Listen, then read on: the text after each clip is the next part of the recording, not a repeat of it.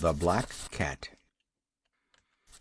For the most wild yet most homely narrative which I am about to pen, I neither expect nor solicit belief. Mad indeed would I be to expect it, in a case where my very senses reject their own evidence. Yet mad am I not, and very surely do I not dream. But tomorrow I die, and today I would unburthen my soul. My immediate purpose is to place before the world, plainly, succinctly, and without comment, a series of mere household events. In their consequences, these events have terrified, have tortured, have destroyed me. Yet I will not attempt to expound them. To me they have presented little but horror. To many they will seem less terrible than barroques.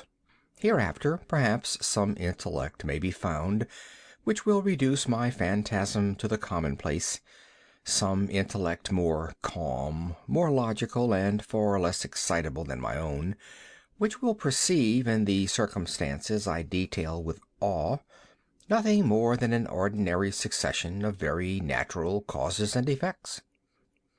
From my infancy I was noted for the docility and humanity of my disposition. My tenderness of heart was even so conspicuous as to make me the jest of my companions. I was especially fond of animals, and was indulged by my parents with a great variety of pets. With these I spent most of my time, and never was so happy as when feeding and caressing them. This peculiarity of character grew with my growth, and in my manhood I derived from it one of my principal sources of pleasure. To those who have cherished an affection for a faithful and sagacious dog, I need hardly be at the trouble of explaining the nature or the intensity of the gratification thus derivable. There is something in the unselfish and self-sacrificing love of a brute which goes directly to the heart of him who has had frequent occasion to test the paltry friendship and gossamer fidelity of mere man. I married early, and was happy to find in my wife a disposition not uncongenial with my own. Observing my partiality for domestic pets, she lost no opportunity of procuring those of the most agreeable kind. We had birds, goldfish, a fine dog, rabbits, a small monkey, and a cat. This latter was a remarkably large and beautiful animal, entirely black, and sagacious to an astonishing degree. In speaking of his intelligence, my wife, who at heart was not a little tinctured with superstition, made frequent allusion to the ancient popular notion which regarded all black cats as witches in disguise. Not that she was ever serious upon this point, and I mention the matter at all for no better reason than that it happens just now to be remembered. Pluto, this was the cat's name, was my favorite pet and playmate. I alone fed him, and he attended me wherever I went about the house. It was even with difficulty that I could prevent him from following me through the streets. Our friendship lasted in this manner for several years, during which my general temperament and character, through the instrumentality of the fiend Intemperance, had, I blush to confess it, experienced a radical alteration for the worse. I grew, day by day, more moody, more irritable, more regardless of the feelings of others. I suffered myself to use intemperate language to my wife. At length I even offered her personal violence. My pets, of course, were made to feel the change in my disposition. I not only neglected but ill-used them. For Pluto, however, I still retained sufficient regard to restrain me from maltreating him, as I made no scruple of maltreating the rabbits, the monkey, or even the dog, when by accident or through affection they came in my way. But my disease grew upon me, for what disease is like alcohol? And at length even Pluto, who was now becoming old and consequently somewhat peevish, even Pluto began to experience the effects of my ill temper. One night, returning home much intoxicated from one of my haunts about town, I fancied that the cat avoided my presence. I seized him when, in his fright at my violence, he inflicted a slight wound upon my hand with his teeth. The fury of a demon instantly possessed me. I knew myself no longer. My original soul seemed at once to take its flight from my body, and a more than fiendish malevolence, gin nurtured, thrilled every fibre of my frame. I took from my waistcoat pocket a penknife, opened it, grasped the poor beast by the throat, and deliberately cut one of its eyes from the socket. I blush, I burn, I shudder while I pen the damnable atrocity. When reason returned with the morning, when I had slept off the fumes of the night's debauch, I experienced a sentiment half of horror, half of remorse, for the crime of which I had been guilty, but it was at best a feeble and equivocal feeling, and the soul remained untouched. I again plunged into excess, and soon drowned in wine all memory of the deed. In the meantime the cat slowly recovered. The socket of the lost eye presented, it is true, a frightful appearance, but he no longer appeared to suffer any pain. He went about the house as usual, but, as might be expected, fled in extreme terror at my approach. I had so much of my old heart left as to be at first grieved by this evident dislike on the part of a creature which had once so loved me. But this feeling soon gave place to irritation, and then came, as if to my final and irrevocable overthrow, the spirit of perverseness. Of this spirit philosophy takes no account. Yet I am not more sure that my soul lives than I am that perverseness is one of the primitive impulses of the human heart, one of the indivisible primary faculties, or sentiments, which give direction to the character of man. Who has not 100 times found himself committing a vile or a silly action for no other reason than because he knows he should not? Have we not a perpetual inclination, in the teeth of our best judgment, to violate that which is law, merely because we understand it to be such? This spirit of perverseness, I say, came to my final overthrow. It was this unfathomable longing of the soul to vex itself, to offer violence to its own nature, to do wrong for the wrong's sake only, that urged me to continue and finally to consummate the injury I had inflicted upon the unoffending brute. One morning, in cool blood, I slipped a noose about its neck and hung it to the limb of a tree, hung it with the tears streaming from my eyes, and with the bitterest remorse at my heart, hung it because I knew that it had loved me, and because I felt it had given me no reason of offense, hung it because I knew that in so doing I was committing a sin, a deadly sin that would so jeopardize my immortal soul as to place it, if such a thing were possible, even beyond the reach of the infinite mercy of the most merciful and most terrible God. On the night of the day on which this cruel deed was done, I was aroused from sleep by the cry of fire. The curtains of my bed were in flames. The whole house was blazing. It was with great difficulty that my wife, a servant, and myself made our escape from the conflagration. The destruction was complete. My entire worldly wealth was swallowed up, and I resigned myself thenceforward to despair. I am above the weakness of seeking to establish a sequence of cause and effect between the disaster and the atrocity, but I am detailing a chain of facts, and wish not to leave even a possible link imperfect. On the day succeeding the fire I visited the ruins. The walls, with one exception, had fallen in. The exception was found in a compartment wall, not very thick, which stood about the middle of the house, and against which had rested the head of my bed. The plastering had here, in great measure, resisted the action of the fire, a fact which I attributed to its having been recently spread. About this wall a dense crowd were collected, and many persons seemed to be examining a particular portion of it with very minute and eager attention. The words "strange," "singular," and other similar expressions excited my curiosity. I approached and saw, as if graven in bas relief upon the white surface, the figure of a gigantic cat. The impression was given with an accuracy truly marvelous. There was a rope about the animal's neck.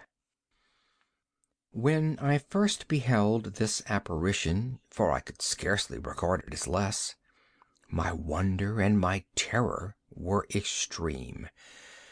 But at length reflection came to my aid. The cat, I remembered, had been hung in a garden adjacent to the house. Upon the alarm of fire this garden had been immediately filled by the crowd, by some one of whom the animal must have been cut from the tree and thrown through an open window into my chamber. This had probably been done with the view of arousing me from sleep. The falling of other walls had compressed the victim of my cruelty into the substance of the freshly spread plaster, the lime of which, with the flames and the ammonia from the carcass, had then accomplished the portrait as I saw it. Although I thus readily accounted to my reason, if not altogether to my conscience, for the startling fact just detailed, it did not the less fail to make a deep impression upon my fancy. For months I could not rid myself of the phantasm of the cat, and during this period there came back into my spirit a half sentiment that seemed, but was not, remorse. I went so far as to regret the loss of the animal, and to look about me among the vile haunts which I now habitually frequented for another pet of the same species and of somewhat similar appearance with which to supply its place.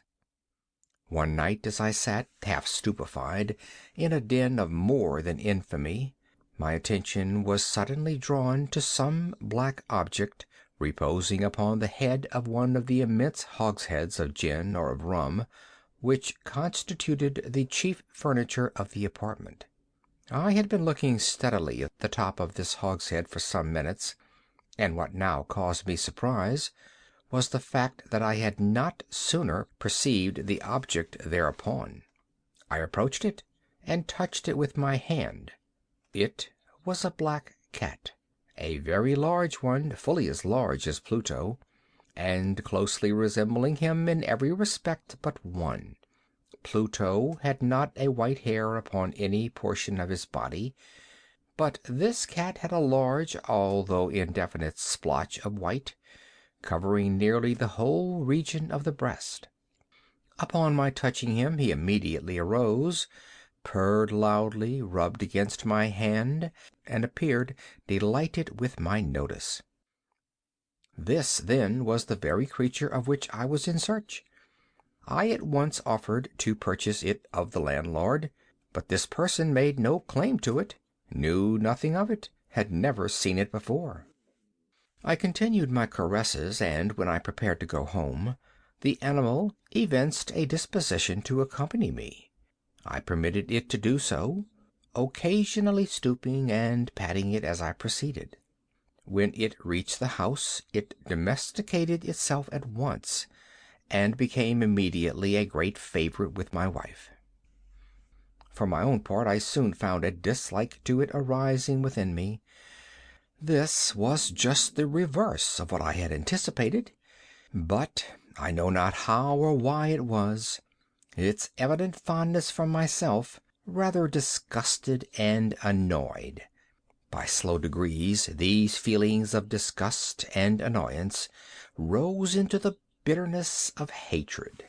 I avoided the creature, a certain sense of shame and the remembrance of my former deed of cruelty preventing me from physically abusing it. I did not, for some weeks, strike or otherwise violently ill-use it, but gradually, very gradually, I came to look upon it with unutterable loathing, and to flee silently from its odious presence as from the breath of a pestilence. What added, no doubt, to my hatred of the beast was the discovery, on the morning after I brought it home, that, like Pluto, it also had been deprived of one of its eyes.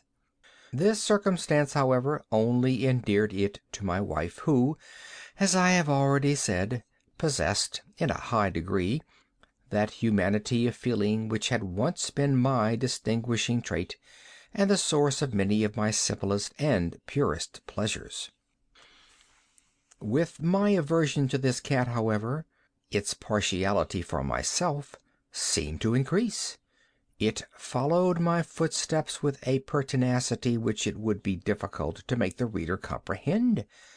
Whenever I sat, it would crouch beneath my chair or spring upon my knees, covering me with its loathsome caresses.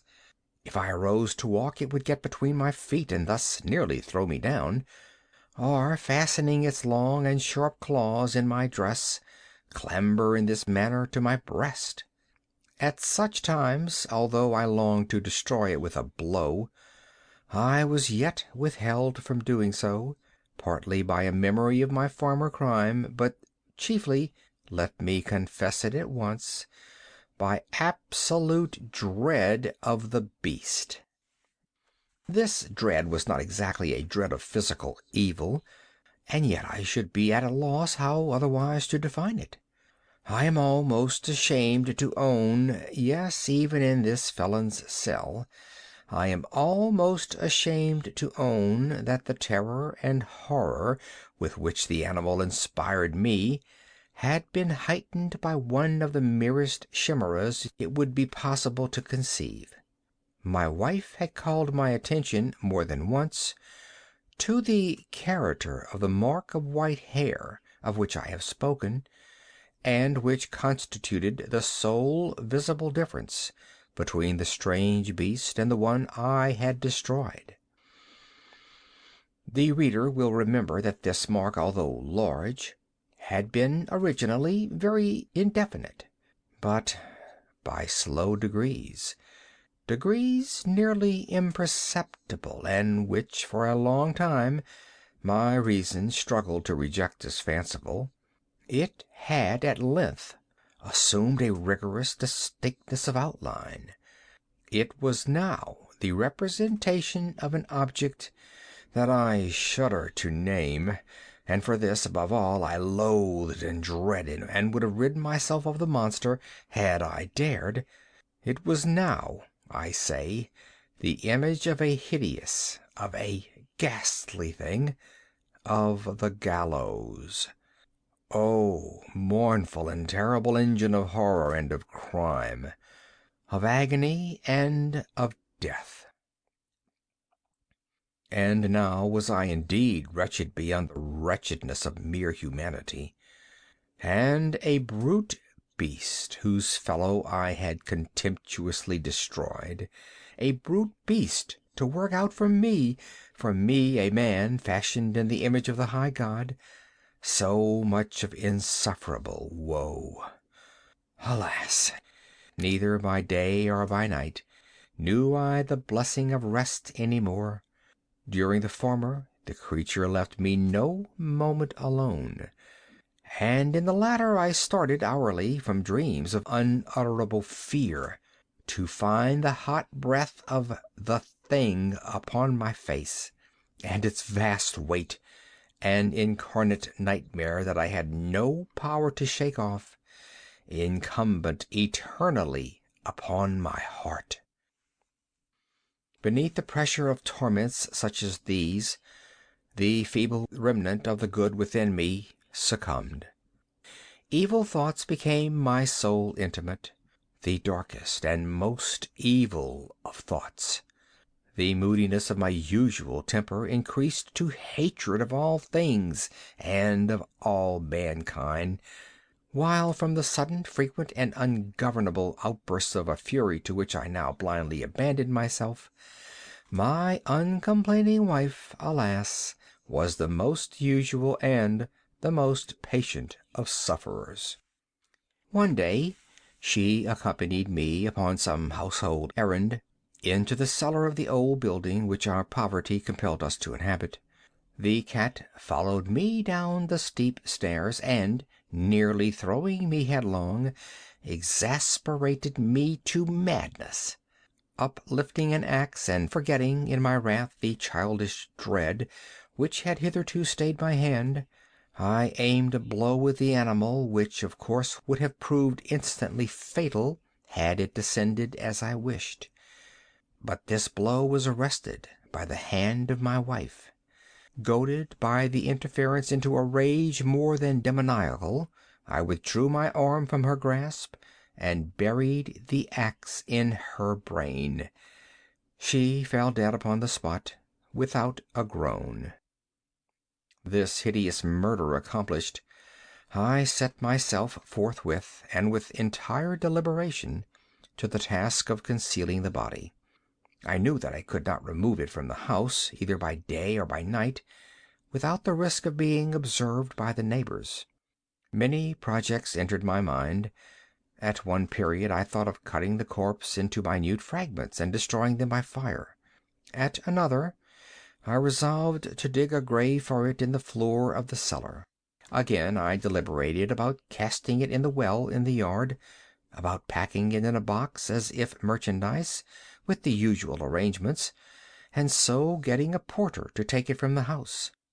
Finally, I hit upon what I considered a far better expedient than either of these. I determined to wall it up in the cellar, as the monks of the Middle Ages are recorded to have walled up their victims. For a purpose such as this the cellar was well adapted. Its walls were loosely constructed, and had lately been plastered throughout with a rough plaster, which the dampness of the atmosphere had prevented from hardening. Moreover, in one of the walls was a projection caused by a false chimney or fireplace that had been filled up and made to resemble the rest of the cellar. I made no doubt that I could readily displace the bricks at this point, insert the corpse, and wall the whole up as before, so that no eye could detect anything suspicious. And in this calculation I was not deceived. By means of a crowbar I easily dislodged the bricks, and having carefully deposited the body against the inner wall, I propped it in that position while with little trouble I relaid the whole structure as it originally stood. Having procured mortar, sand, and hair with every possible precaution, I prepared a plaster which could not be distinguished from the old, and with this I very carefully went over the new brickwork. When I had finished, I felt satisfied that all was right. The wall did not present the slightest appearance of having been disturbed. The rubbish on the floor was picked up with the minutest care. I looked around triumphantly and said to myself, "Here at least, then, my labor has not been in vain." My next step was to look for the beast which had been the cause of so much wretchedness, for I had at length firmly resolved to put it to death. Had I been able to meet with it at the moment, there could have been no doubt of its fate. But it appeared that the crafty animal had been alarmed at the violence of my previous anger, and forbore to present itself in my present mood. It is impossible to describe or to imagine the deep, the blissful sense of relief which the absence of the detested creature occasioned in my bosom. It did not make its appearance during the night, and thus, for one night at least since its introduction into the house, I soundly and tranquilly slept. I slept, even with the burden of murder upon my soul. The second and the third day passed, and still my tormentor came not. Once again I breathed as a freeman. The monster in terror had fled the premises forever. I should behold it no more. My happiness was supreme. The guilt of my dark deed disturbed me but little. Some few inquiries had been made, but these had been readily answered. Even a search had been instituted, but of course nothing was to be discovered. I looked upon my future felicity as secured. Upon the fourth day of the assassination, a party of the police came, very unexpectedly, into the house, and proceeded again to make rigorous investigation of the premises. Secure, however, in the inscrutability of my place of concealment, I felt no embarrassment whatever. The officers bade me accompany them in their search. They left no nook or corner unexplored. At length, for the third or fourth time, they descended into the cellar. I quivered not in a muscle. My heart beat calmly as that of one who slumbers in innocence. I walked the cellar from end to end. I folded my arms upon my bosom and roamed easily to and fro. The police were thoroughly satisfied and prepared to depart. The glee at my heart was too strong to be restrained. I burned to say but one word by way of triumph, and to render doubly sure their assurance of my guiltlessness. "Gentlemen," I said at last, as the party ascended the steps, "I delight to have allayed your suspicions. I wish you all health and a little more courtesy. By the by, gentlemen, this is a very well-constructed house." In the rabid desire to say something easily, I scarcely knew what I uttered at all. I may say an excellently well-constructed house. These walls— Are you going, gentlemen? These walls are solidly put together. And here, through the mere frenzy of bravado, I rapped heavily with a cane which I held in my hand, upon that very portion of the brickwork behind which stood the corpse of the wife of my bosom. But may God shield and deliver me from the fangs of the arch-fiend! No sooner had the reverberation of my blows sunk into silence than I was answered by a voice from within the tomb, by a cry, at first muffled and broken, like the sobbing of a child, and then quickly swelling into one long, loud, and continuous scream, utterly anomalous and inhuman, a howl, a wailing shriek, half of horror and half of triumph, such as might have arisen only out of hell, conjointly from the throats of the damned in their agony and of the demons that exult in the damnation. Of my own thoughts it is folly to speak. Swooning, I staggered to the opposite wall. For one instant the party upon the stairs remained motionless, through extremity of terror and of awe. In the next, a dozen stout arms were toiling at the wall. It fell bodily. The corpse, already greatly decayed and clotted with gore, stood erect before the eyes of the spectators. Upon its head, with red extended mouth and solitary eye of fire, sat the hideous beast whose craft had seduced me into murder, and whose informing voice had consigned me to the hangman. I had walled the monster up within the tomb. End of The Black Cat.